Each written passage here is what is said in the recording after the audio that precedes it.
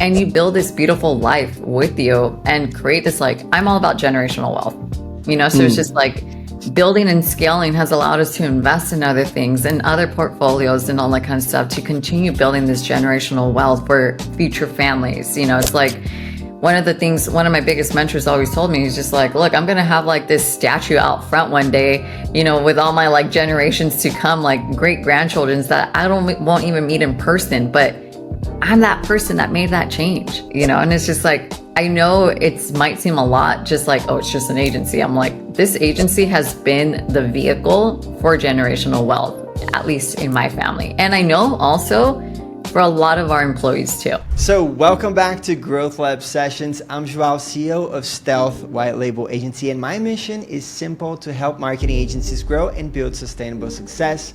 Today, I'm joined by a leader who lives and breathes the mission of helping brands earn authority, not just attention. From bootstrapping with zero outside funding to scaling a 7-figure company in under a year, she's proven what's possible when strategy meets execution. Moncy Trejo, CEO of Exposure Digital Marketing. She's helped clients generate over 15 billion views through world-class content creation, social media, and podcasting. And she's been redefining how businesses build influence in the digital age. Moncy, welcome to Growth Lab Sessions. Are you ready to take it to the lab? I am so ready. Let's do this. All right, awesome.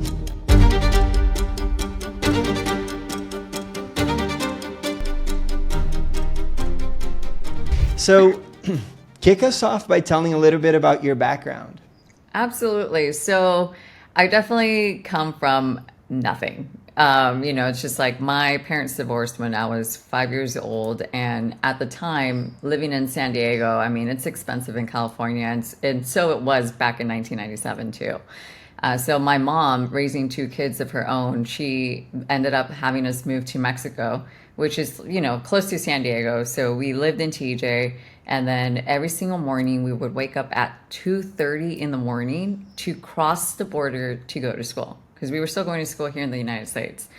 And so every single day, Monday through Friday, we'd wake up super early and get going and all that. And as most people would probably be like, oh, woe is me, like this life sucks and all that kind of stuff, I actually took it at such a young age of just like, you got to do what it takes. You got to wake up early. You got to like show up every single day. Like, you're going to hate the struggle that you're going through, but the struggle is what's going to make you who you are today. And so to this day on, I actually lead with a lot of that. I'm just like, look, we're going to do whatever it takes. If you're not going to sleep, that's totally fine. It's just one day, suck it up and just get going, do the work, and just keep showing up every single day. So I've been living with that since I was 5 years old, doing that every single day. Wow, that's Yeah. crazy. I love that immigrant story because it's also my story. I came when I was 13 to the United States. And so, I think we all have it at different levels, but I'm glad both of us took our experiences as immigrants, right? And empowered us to be here today. So I feel like you need so much grit and persistence running a business. And, luckily we were gifted that we inherited that from our parents. So I like to see it that way. Absolutely, same. It's one of those things where like you learn it on at such an early age, and when we're young, we're sponges compared to like when we're older and all that kind of stuff, So it's just like, I think it's a great trait for sure to grow up with. Yeah, for sure. And so tell us a little bit about how the agency came about. Yeah, so funny enough, I was going to school, working my 9 to 5. I graduated with a kinesiology, going to physical therapy, doing the whole like medical school thing, because my mom always told me you got to get in the medical field, you either become a nurse or you become a doctor. And as I was working in a physical therapy clinic, I realized that I was not happy working in a physical therapy clinic. My heart was not in it. And if you work in the health industry, your heart really needs to be in it in order to help people. And so one day to the next, I was just like, you know what? Like, this is not for me.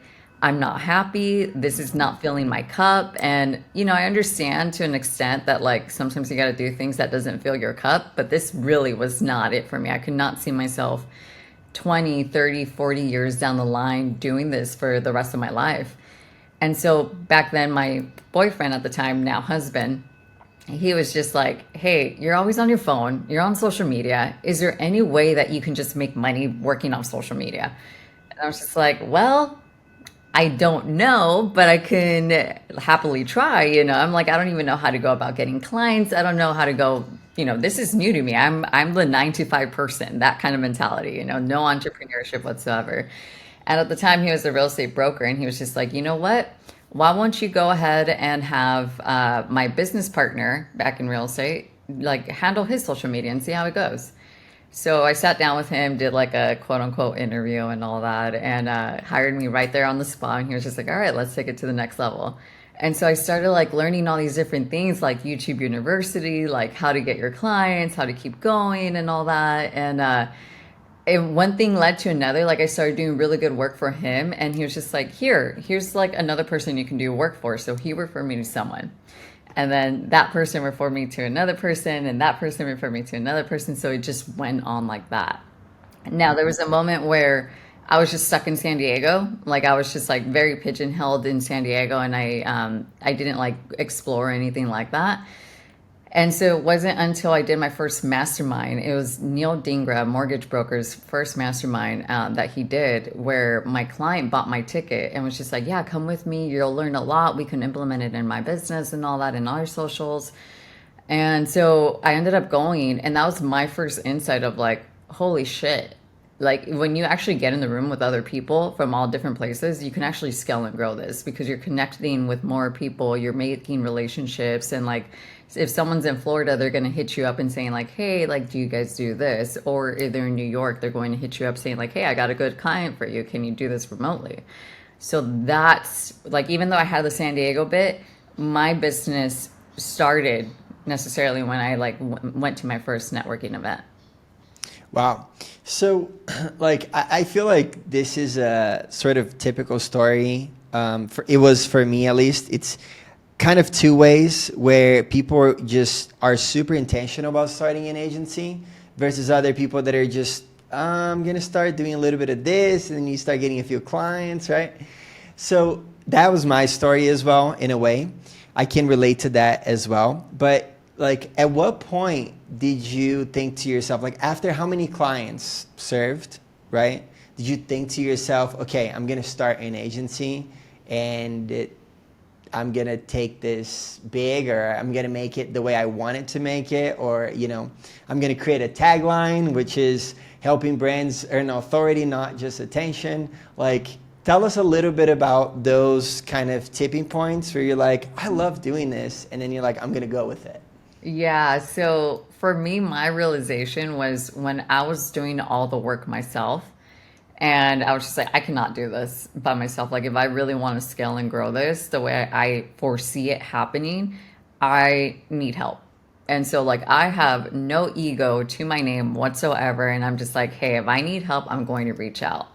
And so that's when I've hired my first social media manager, and I hired my first video editor. I started off with like 2 people. And so from that point on, I was just like, okay, the more I scale and grow, the more clients we get, which at that point was just 4 clients. I was just like, okay, so we have 4 clients now. We have a social media manager, we have a video editor, and I can come in to help and do all the other support and stuff. Which is like, if I want to continue growing and scaling this, that means I'm going to have to figure out how many clients equates to having a new editor, equates to having a new social media manager, and like back then it was just those were like the top of mind employees I needed. And so that's when I started really scaling. When I started realizing like 2 + 2 = 3 over here. Yeah. It's just like I needed to like do the math at some point and also be like, okay, financially, what does it equate to? It's just Right. like if someone's paying me, let's say 6K every single month, and then I got to realize, okay, like I need to pay this employee this much because they were employees, they weren't VAs or anything like that. So they had like a standard salary. And I'm just like, okay, like I got to really do the math. So, like, learning that, I was just like, okay, this is becoming more of an agency and all that. And then it started becoming where, oh, I need copywriters. Oh, I need help. I need project managers, and then it's just like it started scaling, and all of a sudden we're 49 employees deep. And we're just like, okay, like this is totally an agency here. It's like Yeah. it's not like a regular business, and you know how it is. Agencies versus regular brick and mortar business and stuff like that is very different, and it's very different from corporate too. A lot of people have tainted feelings towards agency owners or just agencies in general. So at that point too, it was my duty to be like, we are the best at what we do, and we're going to make sure that we tell the world that, and that they trust us, because there's a lot of people that have been burned by agencies. And so we're going to be here to like make sure people realize we're going to do great work for you. We're going to be an extension of your team. Like, this is not the cookie cutter kind of agency that you've probably been burned by, for sure. But it was 49 employees deep that you realized, okay, I have an agency. No, no, no, no. It was when I had 4 clients and I had to hire my Okay. first 2 employees. Okay. All right. Yeah, yeah. All No, right. I Cool. definitely no. When I first had to do my first hire, A quick break in the podcast to tell you about Stealth, my white label marketing agency. If you're an agency owner and feeling stuck in fulfillment, hiring, and team management while trying to scale, this is for you. Stealth helps agency owners like you take fulfillment off your plate so you can focus on growth of your agency, from running ad campaigns and SEO to creating high converting content and managing CRMs. We handle the back end for your clients so you don't have to. Whether you're drowning in client work or struggling to scale your agency, Stealth gives you the support you need to scale without the headache. And if that sounds like a fit, then check out our website link in the description and book a time to speak with a consultant. And now back to the pod. that's when I was Yeah. just like, okay, like in order for me to scale and grow, because I went from like having 4 clients to now having, 30 plus clients now. Yeah. And that was in the matter of, call it, since 2022. And before that, you had a 9 to 5. Yeah, so before 2022, I had exposure, but not as an agency. It was just exposure in San Diego, where I was just like in an office with one of my clients, and that was it. So it was just like, it was like an in-house position, call it. And it was like, I did Yeah. the social media management myself, email marketing myself. And Right. this is stuff that like they gave me the opportunity to learn and grow with them, not necessarily knowing everything that I could have known at the time being. But then that also made me realize I don't like email marketing. I don't like Yeah. ads. Yeah. Like all the stuff that they tried to make me learn, I was just like, this is not for me.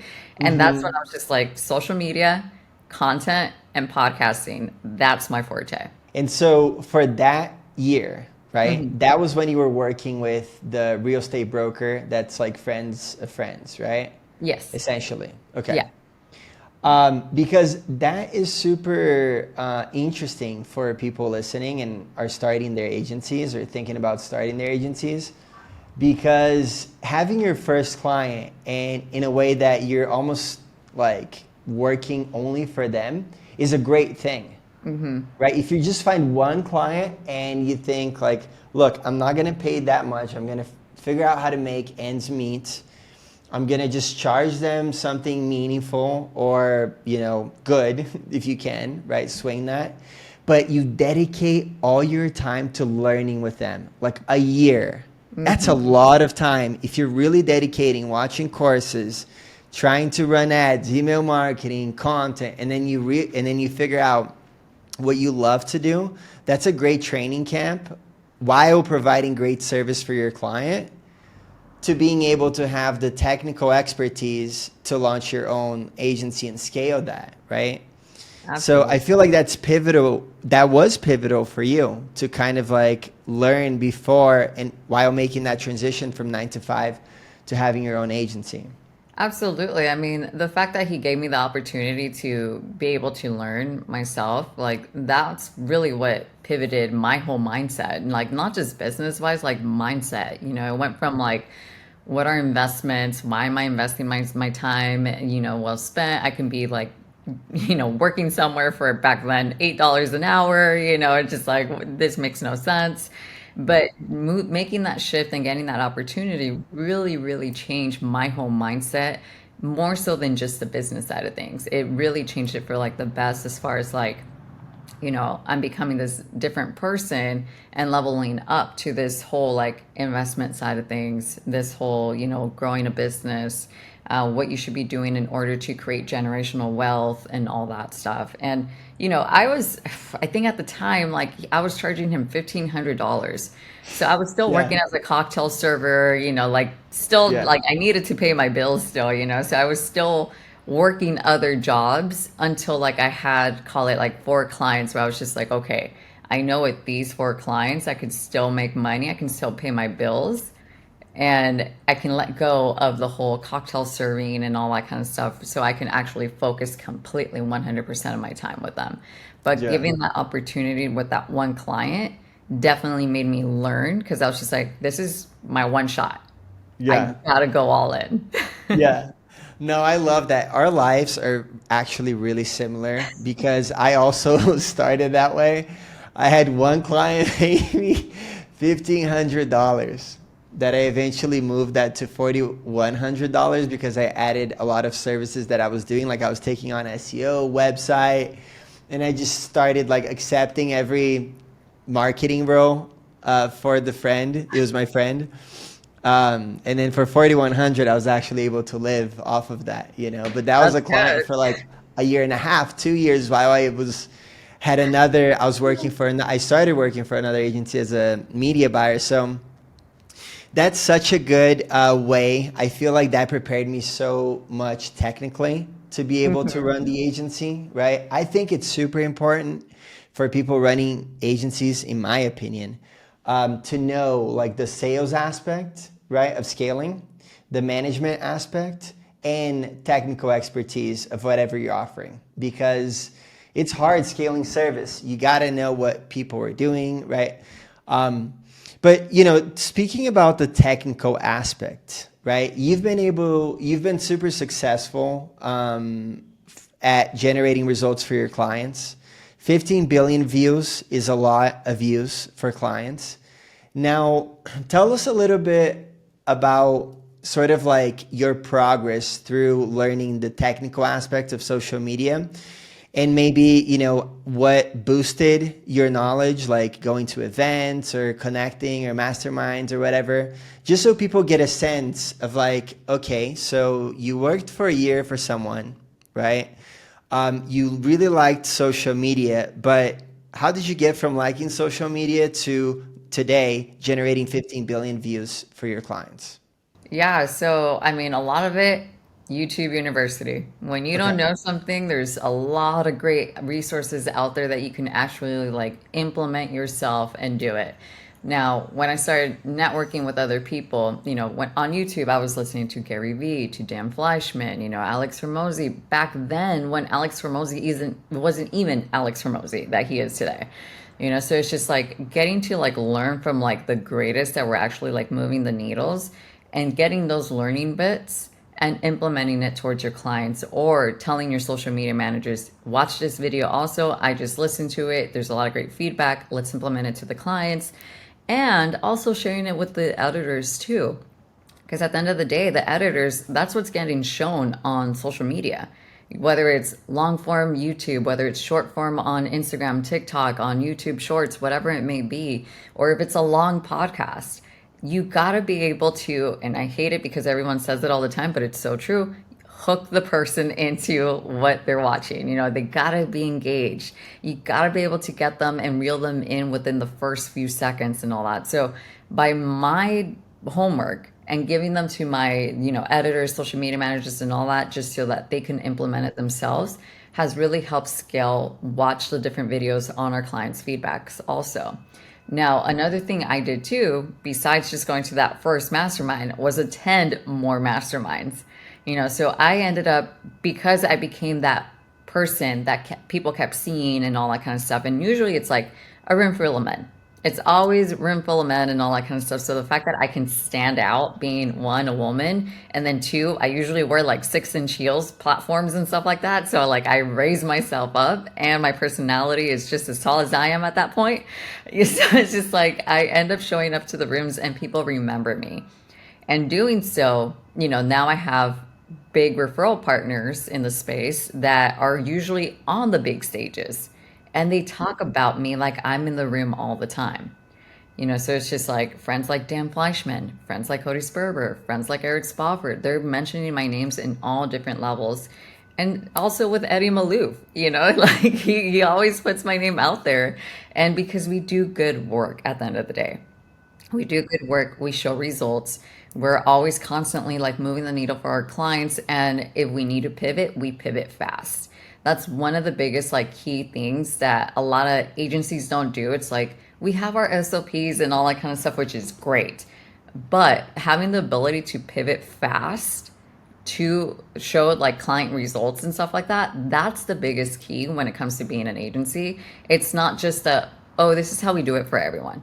Or, oh, hold on, like we have to turn this off and then it's going to be like a week lag. And then a week and a half later, that's when we'll go ahead and show the changes. It's like, no, you should be able to share the changes instantly in order to be like result driven at all times.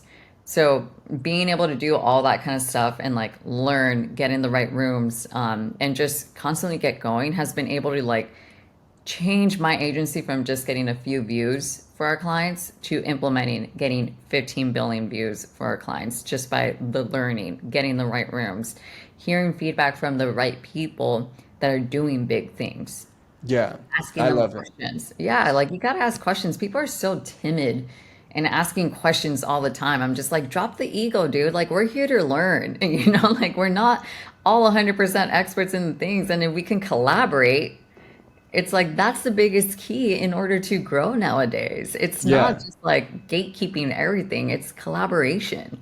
That's how I you scale know. and grow. And like people can ask questions in the comments as well, right? Of this video. Absolutely. Yeah, ask questions. Like a lot of people are like, "Oh, that's just a dumb question." I'm just like, "Ask it. You'll still get a response." Yeah, I know. I go through that sometimes. Like depending on the room that I'm in, I will be timid. Yeah. And depending on other rooms, I'm like, just making jokes all the time. But I'm always pushing myself to ask questions. If I feel like I'm scared, I still do it because if I'm feeling uncomfortable, that means, and I'm doing it, that means that I'm growing. So the times that you ask questions, it means that you're more engaged, right? You're more engaged. You're going to pay attention because somebody's talking to you who's on stage answering your questions, right? So I love that you have seeked knowledge yourself. And I love that when you were asked about how did you learn this technical ability, you're like, YouTube University. You didn't mention like, oh, a 25K mastermind. Yeah, okay, cool. I know that. But everybody can get started on YouTube, and that's something everybody has access to. If they're watching the podcast, maybe they're already on YouTube. So that's great. And good job to you listening and seeking information to grow your agency. Now, one thing you mentioned was pivoting fast. What does pivoting fast mean to you? So let's say so we have Slack internal communications with our clients and stuff. And let's say that all of a sudden something wasn't working or wasn't hitting, just as an example, on social media, or probably we're getting negative feedback, which for me, negative feedback, I'm like, it's still engagement, still post it, still see the results happen there. But let's say they want to change it and replace it with something else, like change the dynamics of the actual copy on the asset, or perhaps change the hook on the video, or just do a whole different video in itself. It's just like, okay, how fast does it take us to go from point A, which is like the change we want to make, to point B, which is already back on the pages or the change is completely done and all that. So we got to move quickly in this industry because every single second counts when it comes to social media. The more you wait, the less you're going to see the results. And it goes with everything in general. It's just like, how long does it take to create the copy? How long does it take to make the edits? And we don't use any kind of AI when it comes to the edits. So everything is fine tuned with like, the actual editors working and stuff like that. So it's like, how quickly can we get that done for a complex edit? It's Yeah. just like, how quickly can we get it done for a simple edit?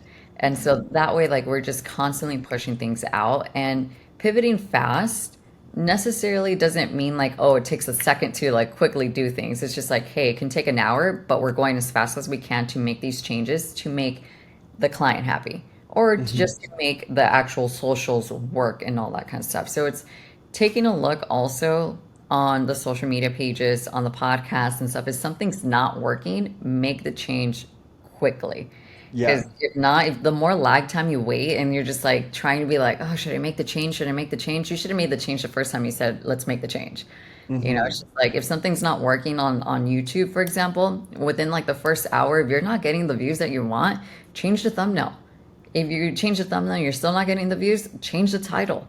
What are the tags? What are the keywords? It's just like having someone take a look at it at all times in order to make things happen and work. Like if you're normally getting, let's say, 1,000 views in 1 hour, if you're barely at like 50 views in that hour, there's something wrong. Like what changes do you need to make in order to like create those like sudden, like, oh, okay, now we're getting the traction that we need. Hmm. So every single platform has the data. We Yeah. can instantly read the data. If something's not working, you have to be able to pivot quickly and make those changes right away. Okay.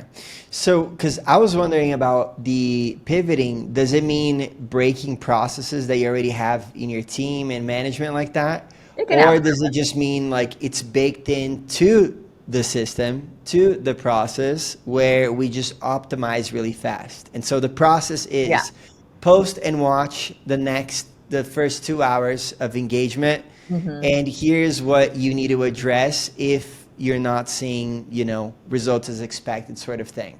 Yeah, so SOPs, the way that I look at it, which can be completely wrong for other people and all that, is that yes, you have your list, your numbered list and stuff like that, but there gets the point where it becomes a spider web.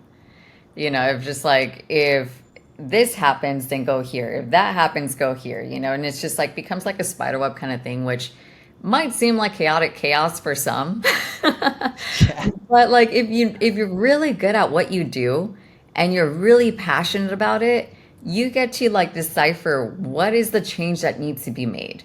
And Hmm. then based on that spider web of thing, like if this needs to get changed or anything like that, that's when you can make that change instantly. So it is part of our SOPs to take a look at it, like after 1 hour and all that kind of stuff. But from a certain point, if it's not working, it does become a spider web of things.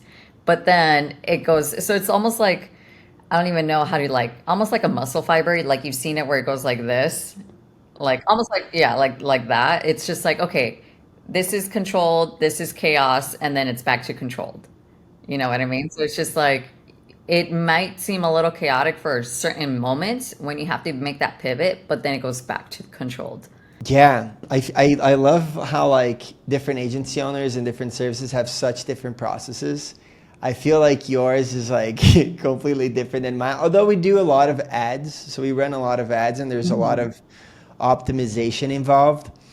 But yeah, results tank if you don't optimize fast, right? Completely. Yeah. So as long as you're baking that into the process, because then it's about replicating your knowledge to the team, right? Hmm. Um, and going on to team a little bit, I wanted to get your thoughts on like what is your day to day like now? So I don't do a lot of like the actual social media stuff. I don't do the video edits anymore. I'm quite frankly not allowed to make any video edits anymore, just because I'm so stuck back in like the 2018 video edits. But Just and having like a transition, kind of like yeah, a no, I mean, like when you start hiring, it's like you hire great people that can optimize everything, So it's just yeah. like I at some point had to stop doing that in order to scale the business. And so nowadays it's the team does everything. And so when I wake up, I check in on Slack. I'm like seeing if there's anything that we gotta like work on very quickly, or do I need like my 2 cents on there? Like, are there any like messages with clients where I need to be a part of to like move things forward or anything like that? So that's like the first thing I do every single day. And then after that, it's all sales. I take on the calls because right now the brand is my face. So when people talk about exposure, they're talking about me and or Nick also, which he's starting to come up also on that. And for the audience listening, Nick is my husband and also my partner in the business, but he runs more the operation side and I'm the CEO. And so every single day we're taking on calls with different people. And so it's my job to like build a relationship with the client. And so I'm the one doing all the calls and stuff. Now, there's this thing where I'm learning with Rex, not the best when it comes to sales. Had this like negative connotation growing up with sales and stuff like that, just because biological father, he was like a sales guy and all that. And so I'm actively learning how to become better at sales. And so I have Nick with me on the calls if we're there to like close the client and stuff like that, which is usually the case. So he comes in and does the closing, or I do, majority of the closing myself. But other people will look at it and be like, wow, you did like, how did you close that? Like there was like no sales tactics there. And I'm like, relationship building, like honestly, that's all it is. It's like building those relationships and getting to meet the person for who they are, not just like them thinking I'm looking at them like a dollar sign at the end of the day. Yeah. So honestly, that's majority of my day and just like implementing like what can we do next in the business to make the business better. So like right now we're very AI forward in the business. It's just like we're working on that stuff. And it's just like, okay, like what do we need to do in order to make this the best at all times? And so that's honestly like what I'm currently working on the day to day, and just like chiming in with like our employees and stuff like that every single day, just to like, Yeah. hey, what's going on? And it's cool to see that they don't always necessarily need me.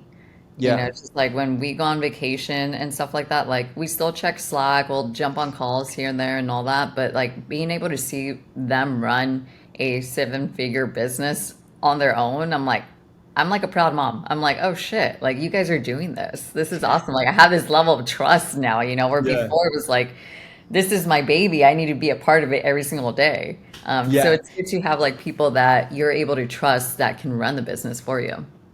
Do you ever get pulled into performance issues? Oh yeah. Okay. Oh yeah. Yeah. Yeah. If it's someone that I hired at the time and I'm just like, what's going on? Like this is not the typical you. I get pulled in because it's out of character for them.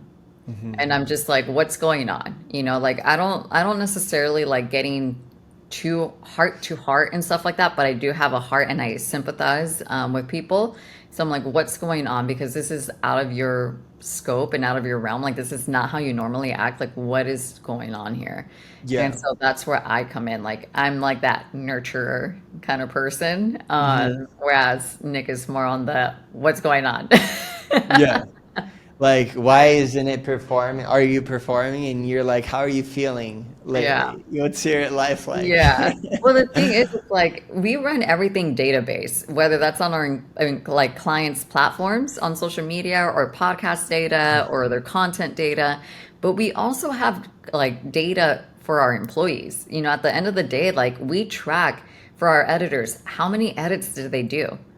Like every single day, like our workflow system is completely intact. Like they're not counting, like it's completely like automated into our system and stuff. And then we see what the social media managers are putting on their workflow system as well.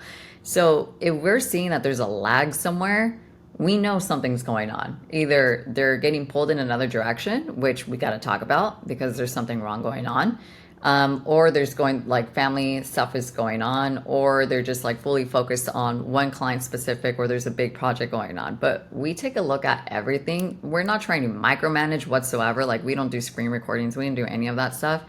But at the end of the day, we have a business to run. And if we take a look at the data and we're just like, okay, you're always doing up to like 8 edits every single day. What's going on? Like, why have you only been doing like 2 to 3 edits the last 4 days? Like what's going Yeah. on? And then we have Okay. that conversation, and it's just like, all right, tell us what's going on. What do we need to fix? Do you need some time off? Like, we'd rather you take the time off rather than just like waste time at this Yeah. point. And so Yeah. we have those very candid conversations. It's not always fun, but at the end of the day, it's what really moves the needle for us. It's just like we got to be completely honest and upfront here. It's Yeah. just like, yes, we're a business, but you should have the feeling of like you get to talk to me. It's like Hmm. that open door kind of policy. It's just like you can talk to me about anything and we'll come up with a solution at the end of the day. Yeah. No, I love that. I love that because then you just find a solution instead of both wasting each other's time. You're just more transparent. And one thing that you mentioned is like there are no stupid questions, right? When you're like trying to learn things, I feel like that applies so much to team members, employees, right? Like that's the first thing I tell them. Look, there's no stupid questions because I feel like growing up, my instructors told me that. So I'm like the one telling my team Yeah. members. And there's no red tape. So you don't need to like talk to somebody, to talk to another person, to talk to Hmm. me. You can just talk to me, and and if there's something going on, just tell us. Let's work through it, so we can both be happy working. Right? You can be happy working, and I can be happy. Seeing that you're working and Yeah, driving results for our clients, and not messing up with my business. exactly. So, yeah. When it comes to driving results for your clients, right? Tell us about like what's a typical service. What's the typical service that you do? How does it Mhm. work when you're providing like a podcasting service to a Yeah. client? Yeah. So let's just say it's just podcast, nothing else. So what we end up doing is that falls under like our podcast management service. So that's going to be edited podcasts, fully optimized, cleaned up audio. We're going to be like getting the three different cameras, making sure, it's like on the right people, or for like those drama intensified moments, it's like you build up like with the crescendo kind of thing. So it's like everything's all optimized at this point. Intros, outros, the music, guesting. That's the biggest one. Guesting inbound and outbound. We have such a great network of people with all the years that I've been able to scale and grow my network and stuff. So it's just like guesting has become like one of the best things that we offer in the industry because we're able to either know the person that they want or I'm 1 degree away from another person that they want. And so that's also part of it, as well as distribution and charting on the different podcast channels as well. And so when we distribute it, we ask them to have like Megaphone, for example. We love Megaphone because it's very data driven. We get to see everything and all that. But at the end of the day, when we upload, we distribute along Apple, around, Spotify, on YouTube also. We make sure that we're, editing and rendering the videos that are fully optimized for YouTube, that are fully optimized for Spotify, that the audio is completely clear and clean for Megaphone, SEO on the descriptions. So when people are like, oh, you just record the podcast and you put it up and it's done. I'm like, there's so much more when it comes to podcasting. It's just like, it's not an easy job. And this being a host, like it's not an easy job coming up with a framework, for like questions and like getting to know the person. Because if you're doing back to back, podcast recordings all the time, you sort of like lose the interest and all that. And we see that happen with a lot of clients where they're like, I want to record, call it like 10 episodes today. And I'm like, you're not going to record 10 episodes today because you're going to get, yes. Yeah. So we have people 10? that come in. Yeah. Like we have, for example, we have a client from Australia that comes into the States and does podcast tours every single, call it like every single 6 months. The first time she did them, she did 2 days of back to back recordings. She did 16 episodes. The second time she came, she did 4 days of back to back recordings. She did 25 recordings. Wow. And, Oh my which God. is great. It's a feat and it's like amazing. But at some point, it gets diluted. You know, like your questions, you're tired, you're sloping, you're this. Like I can tell the difference between the first episode she recorded that day versus the last episode she recorded that day. Because even no matter what you say, like, oh, I'm a go-getter, I'm, hard and, I'll drink coffee, Red Bull, whatever, whatever you want to do, your demeanor changes. You You're become more human at tired. the end of the day. Yes, it's just like so I'm like, we definitely draw lines where we're just like, no, you're not going to do this. Like, if you're going to come out here, spend more days then. That I will allow. Now they fight tooth and nail for it, then I'm just like, all right, sounds good, but it's just a wasted interview at that point. I'm Yeah. very upfront, let's just put it that way. Yeah. So that's what happens when it comes to the podcast recordings. And so they get on the schedule. We make sure that we have a lot batched into the content calendar. So like we're just like, okay, we like having 10 episodes so that way we're fully ahead at all times. We're able to schedule people, allow for any kind of vacations to happen or anything like that. So we set up the client for success and they're not just rushing it just to get it started. Because a lot of people do come in saying, oh, I want to drop my podcast like in a month. I'm like, you don't have any podcast recordings. You don't even have your actual like logo for the podcast. You don't have an intro, outro. Like you don't even have a description or who your avatar is. You're not going to drop a podcast in 1 month. Yeah. It's just like there's absolutely no way. Along with you got to get approved on Apple, on Spotify, and go through all those workings too, which that alone can take time. Like I've unfortunately been withheld 2 weeks on Apple getting approved for a podcast, where Yeah. sometimes it can be approved in like 2 hours. So it's just like you gotta like take your time when it comes to doing a podcast.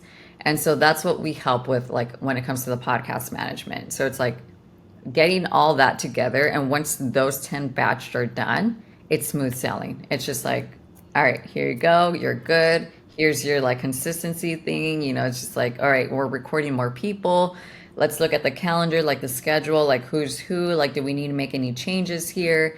So it's fully like optimizing the podcast, honestly, to be charting at the end of the day. It is a vanity metric, just like Instagram followers and TikTok followers are and all that.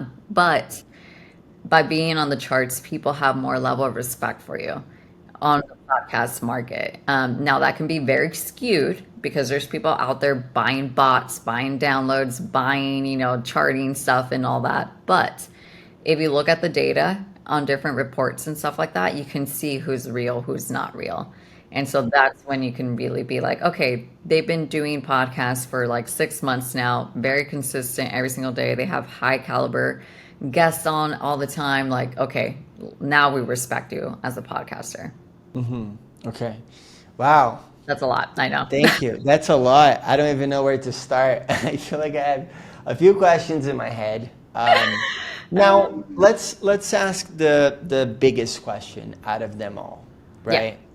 At least in my head, and I feel like in people listening. What does it take to be successful at podcasting? It takes a lot of years, honestly. Okay. It's consistency at the end of the day. People overcomplicate this question all the time, but it's Yeah.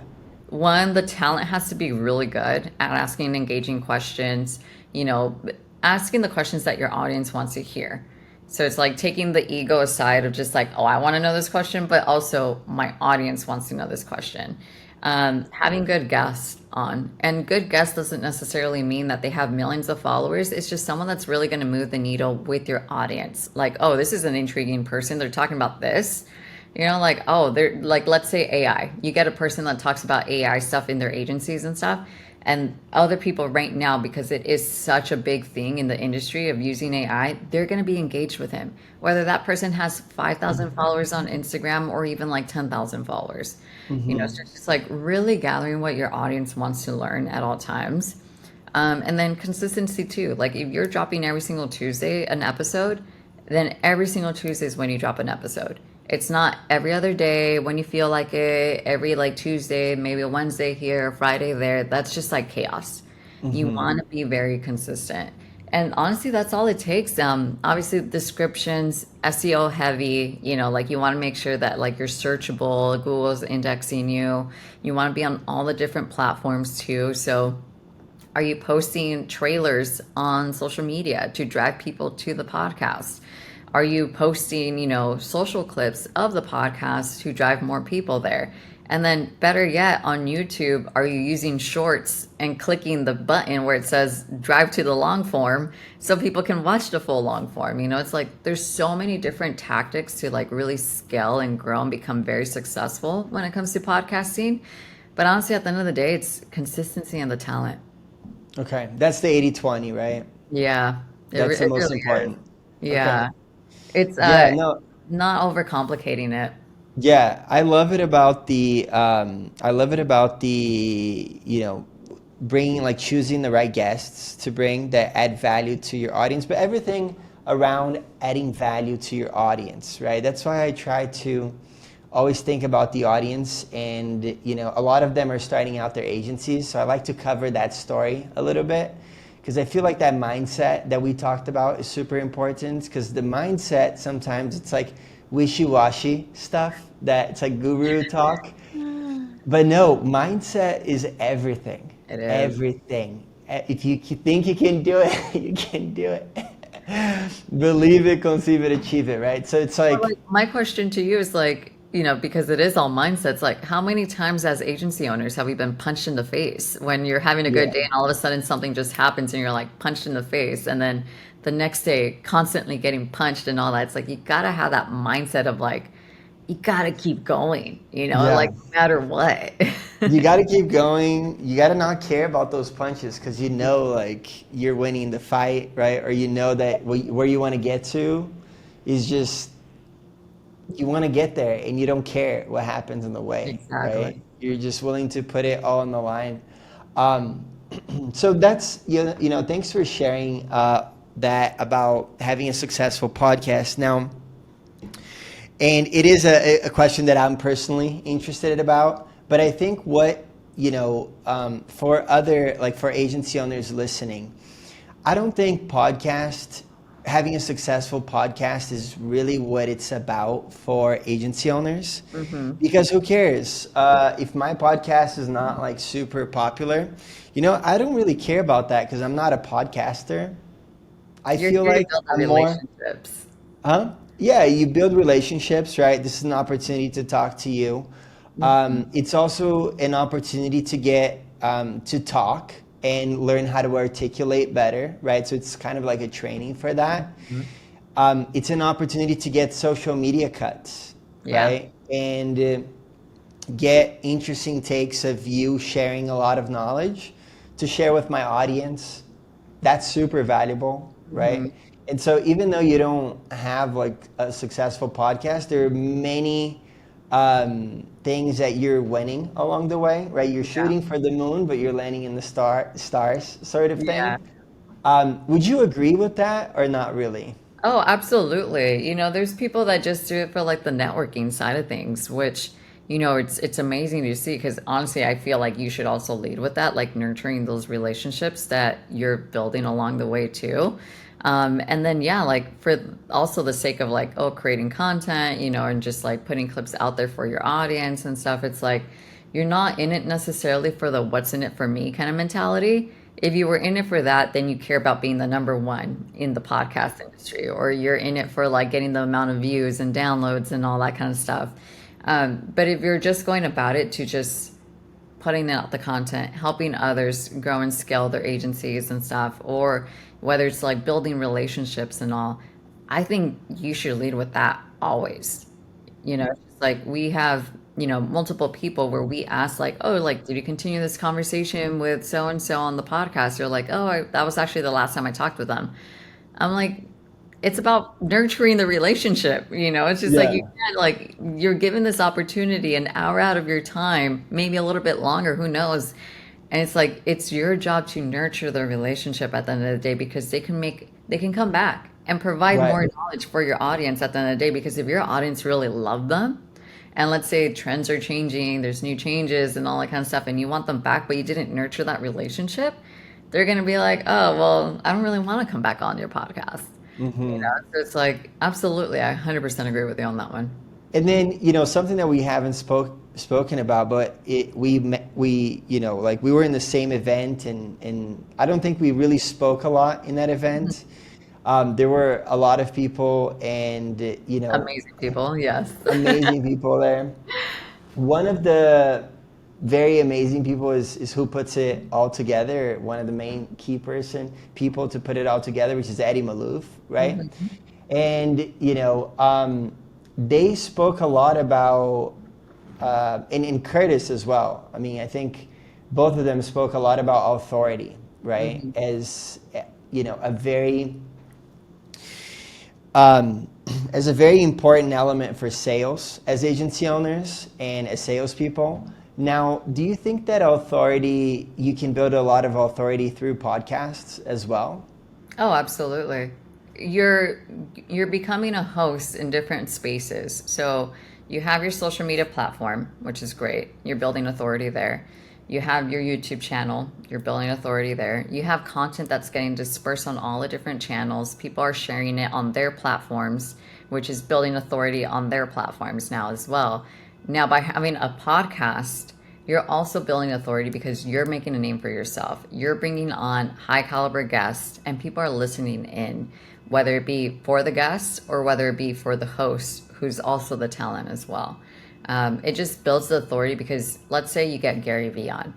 You know how many people wish that they could have Gary Vee on as a guest, and imagine like the level of like respect that you would get from your audience of just like, oh shit, like he's this big, like damn, like he's massive if he's getting these guys on, and it's just like you start building that like respect, that authority, that like, oh yeah, he can get anyone on because people demand to be on his thing and he's like denying them. It's just like, so you're building that authority on podcasts also. And the more downloads you get, there's that, gray area where it's just like the more downloads you get, the more authority you build, the more people see you on the charts, the more people will be interested in all that stuff to be a guest on there and all that. But 100% podcasts are here to build authority too.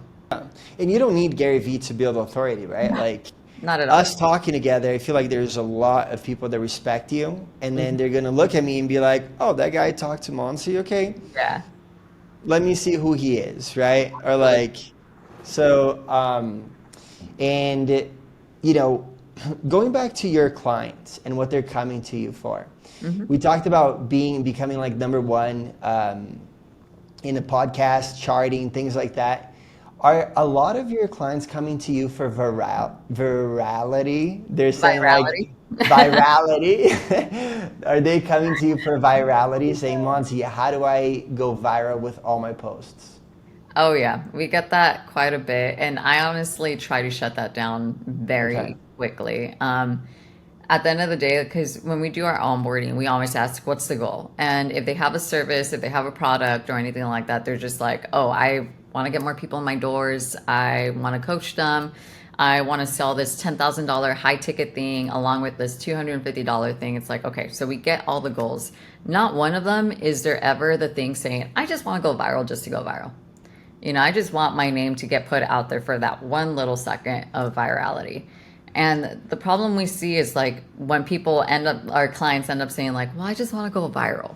Like, what does viral mean to you? Because viral in my industry means that you're getting, few million views on something and all of a sudden, like, it drops because that was just that one viral moment. You gotta, in order to actually go viral, every single post that you make gets millions of views all the time. But that's with the mixture of authority. That's the mixture of like you show up every single day, people want to see you, people will buy from you based on those videos and all that kind of stuff, or become part of your ecosphere service, whatever it is that you're offering. People think that going viral is like getting one viral video and all of a sudden making it. And I'm like, that's not the case. You can get viral and the wrong people are watching it and they're not even following you. They're not buying from you. They're not doing anything with that one viral moment. I had a video go viral from something stupid actually that happened in Cancun at the event. Funny enough, I was recording what I thought was the beach, but I couldn't see because the glare, and I was actually recording my forehead. And so I posted that, and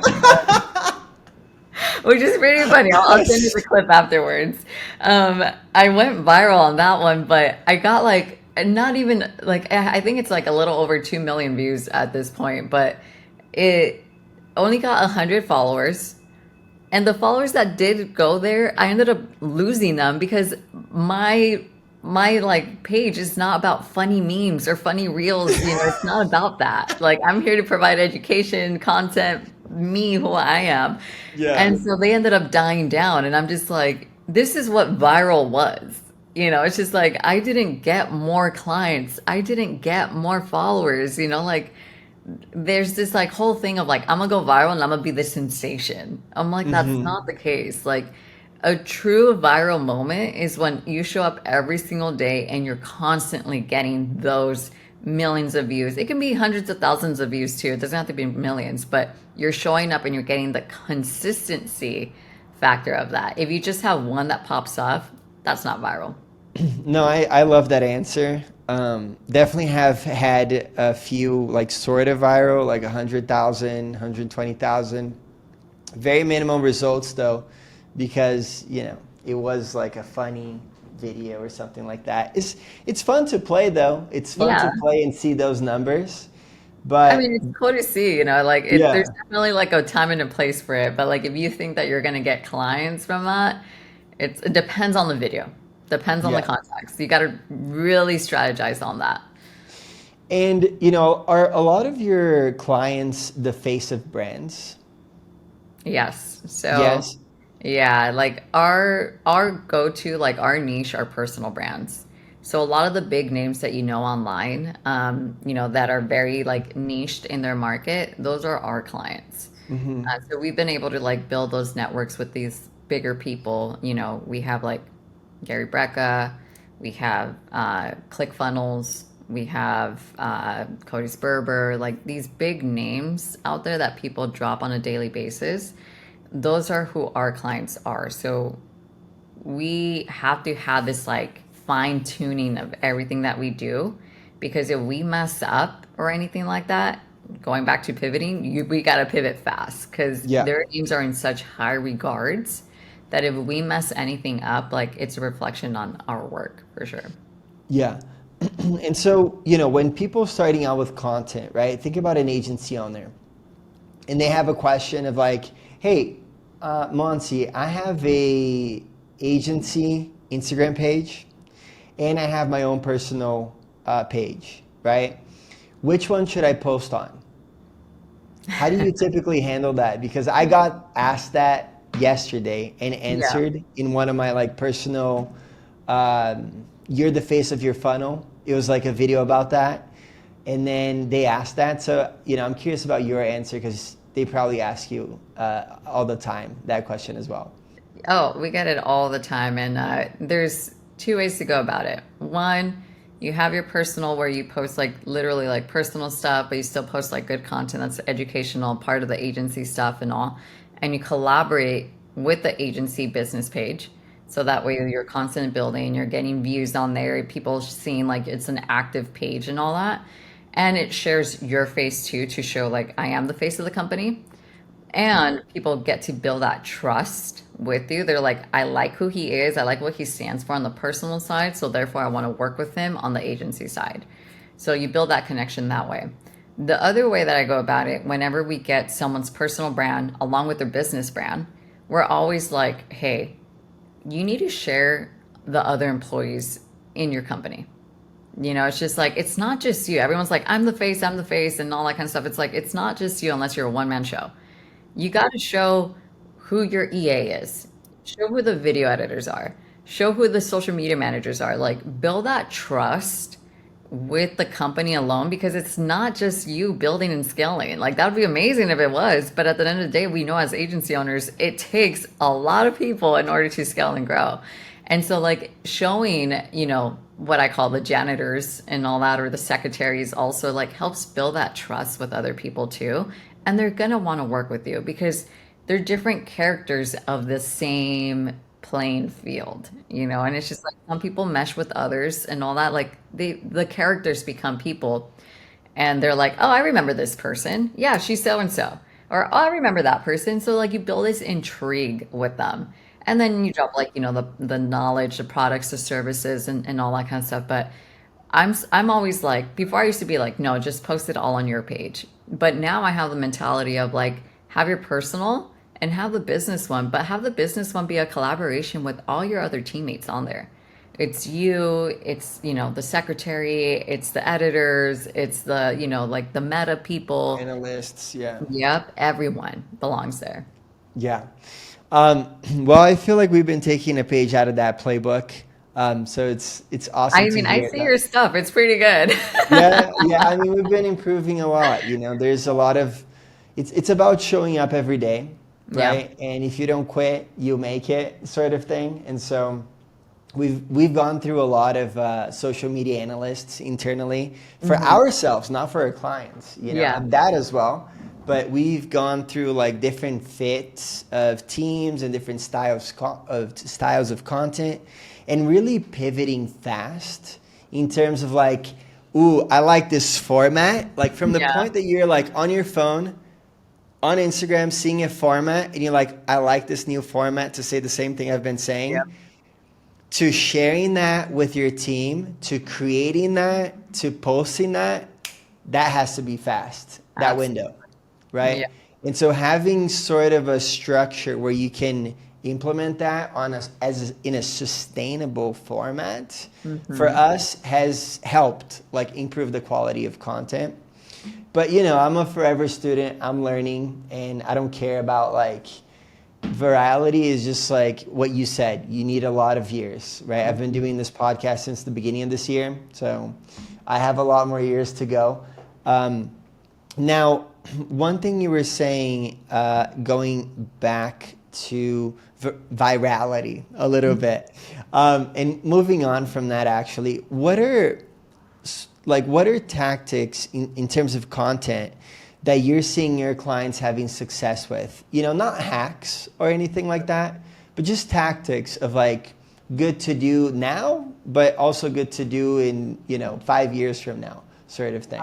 No, yeah, something that we see work a lot. Like none of our clients are cookie cutter and all that. Like they don't necessarily like post the same stuff, or what may work for client A won't work for client C or anything like that. But one thing that we see that does stand out the most from all of them is becoming educators in their space.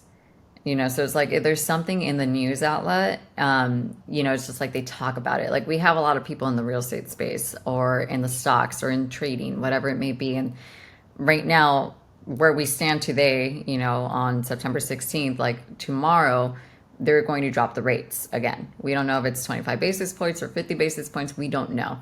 And so all our clients that are in that space, I'm like, I want you to do an organic video. Doesn't have to be edited or anything like that, like nothing fancy, organic selfie video, sharing what does this mean for your audience? What does like dropping the interest rates mean? So it's like sharing that, being the educator and like sharing your knowledge of expertise of like, and it's honestly, it's a lot of, a lot of thinking on their end because they have to be like, hey, like this is what it can mean. It may not happen, but we gotta like think like it will. So like sharing that kind of knowledge base or in the health and fitness space, like what does it mean? Like with all these different changes with like Maha movements going on, like what does this mean for your body, for your health? What does these laws getting implemented mean for your child or for like you in general? So it's just like being the educator right then and there, no matter what space you're in, has been like the number one thing that works because in 5 years, news is still going to come out and you're still going to be providing feedback for that. Trends, they come and go. So it's just like one of those things where like, oh yeah, use the audio or use like this trendy kind of thing. Like those are gonna fade very quickly, as quick as they came in. But being an educator, that's always gonna stick around. And that honestly helps build authority because it shows that you can actually grasp the knowledge and dissect it and give it to like a fifth grader. Like we always tell them, like talk to them like you're talking to fifth graders or maybe ninth graders, in between. That's always going to stick around. And that's what honestly has been like quote unquote going viral for our clients' pages, just because a lot of people love it and they share it with other people. Because it's like actual stuff. So you're a commentator for your niche, or you're a thought influencer for your Hmm. niche, right? Yeah. You position yourself. Um, it's not really a positioning; it's more of an education of whatever is going on, Yeah, right? exactly. Like timely matter too. Like something comes out and you're quick to it. Yeah. That's what really matters. Yeah. Awesome. And so, my last question for you, before all my rapid fire questions, is you've had this agency for 3 years, 4 years? I count the first few years, so I say 8 years. 8 years. Wow. Yeah. So it was 2017? 2017 is when I first started it. And Okay. then, no, 2018, sorry. 2018 is when I first started it. And then that's when I was just pigeonholed in San Diego. And then it wasn't until I went like full on agency where I dropped all my San Diego clients and just went nationwide. So, when I was starting out running my agency or any business for that matter, right? Because I had an e-commerce one as well. I was always curious about what is the end goal for me, right? Like, is this a great, is this a place that I want to be? Like, are these people that have been in the industry for 8 years, do I want to be like them, right? Is this worth my time? Now, has it been worth your time running an agency, building an agency? Like, have you been able to live the life that you always dreamed of living? I mean, coming from the immigrant background and all that, like 100%. I saw my mom suffer. I saw my mom, do what she has to do in order to like raise us and stuff like that. And finally moving back to the United States when I was 11 years old. And even then, it's just like wasn't the best life, call it. Like it was the best she could make it, which is 100%. I give her so much value and credit for that. But now I'm just like being able to travel wherever I want to, being able to stay in places I've dreamt of my whole life, and it's just like being able to do that and work from wherever I want to when like I can be in Miami tomorrow and I can take on client meetings there in person or on the computer, or I can be in Spain all over again and still take on these meetings if I needed to, or I can actually take the time off if I really wanted to. So it's just like all these years building the agency, building the trust, building the employees, having like the company culture where I'm able to trust them to run the agency without me being there in the day to day, 100% it's worth it. Yeah. It's just like I still like being part of the day to day because I like being part of it. But if I have the freedom to just do whatever I want to and travel and like build my network, build more people coming in and all that, like I would take that any day.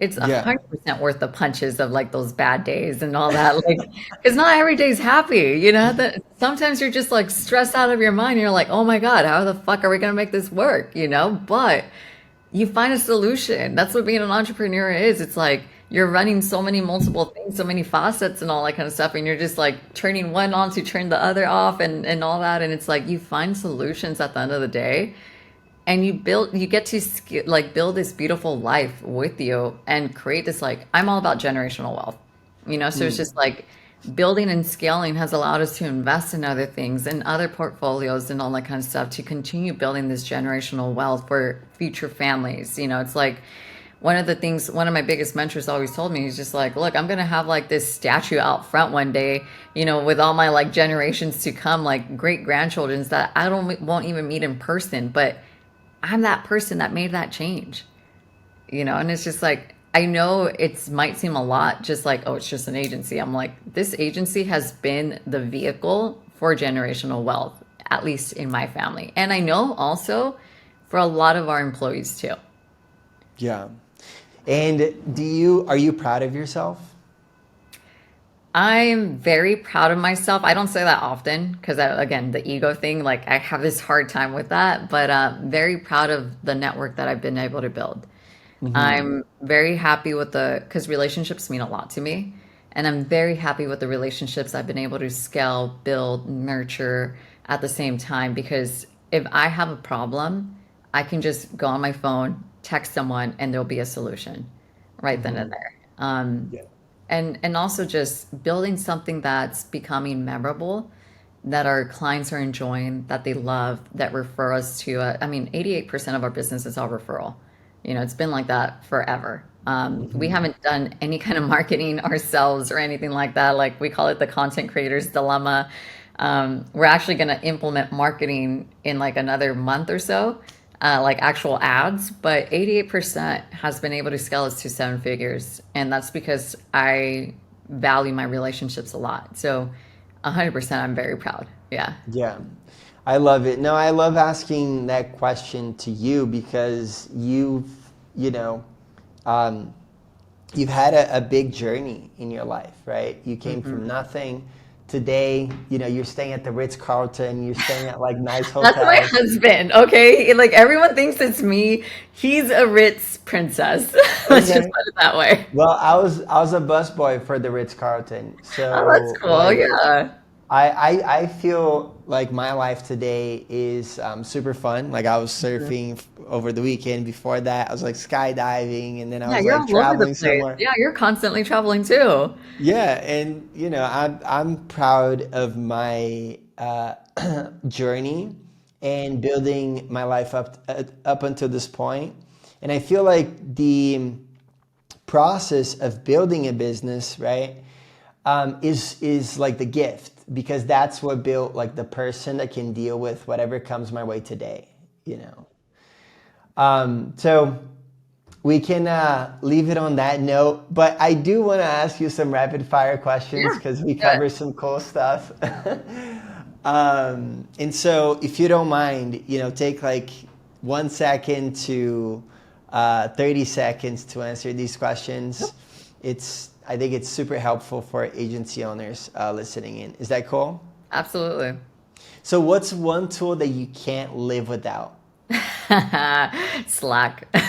Slack, I know. I know. It's like the modern email, right? Yeah, like Slack, I'm always in there. I'm always watching. So, how many niches are you actively involved in?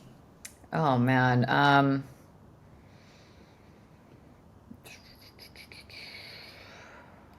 I want to say top of mind, like at least 10. 10. Okay. Yeah. Then What's it goes into a micro niches. cool? What's a client case study you're most proud of? Yeah, so we got a client, Nick Sandstone. He came into us when he had 1,500 followers and he was posting inconsistency, like posting about fashion, real estate guy, very successful in his own regard. And in a matter of like, I want to say 3 months, we were able to scale him. He's almost at 14,000 followers now, just by like strategy. And it takes a month to like actually start posting, so call it like 2 active months. But just like building that consistency, just like strategy, like you should be focusing on this kind of content or do this kind of video. So that's been like one of my favorite ones because he's also a really nice person, also. I already know the answer to this one, but what's your average monthly ad spend for marketing and paid acquisition? Boom. But Zero. that's going to go up. So yeah, referral based mostly, which is Mhm. awesome. If you could automate just one part of your business, what would it be? If I can automate one part of my business, what would it be? I mean, it's something I don't do, but I want to say payroll. Okay. It's one of those things where it's like at the end of the day, every 2 weeks, we're just like, gosh, like here we go. I mean, I don't do it. So, but I Every just two like, weeks, right? yeah, That's it's a true. lot. Yeah, Yeah, 49 employees, that's a lot. that's a lot.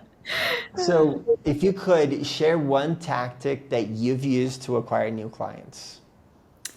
Building relationships, it's like because we are referral, like having those relationships definitely helps expand our business at that point because you get that trust already built in. Any unique way you've built relationships? Honestly, it's just nurturing it. It's just like whether it's through DMs, comments, or you're just texting the person.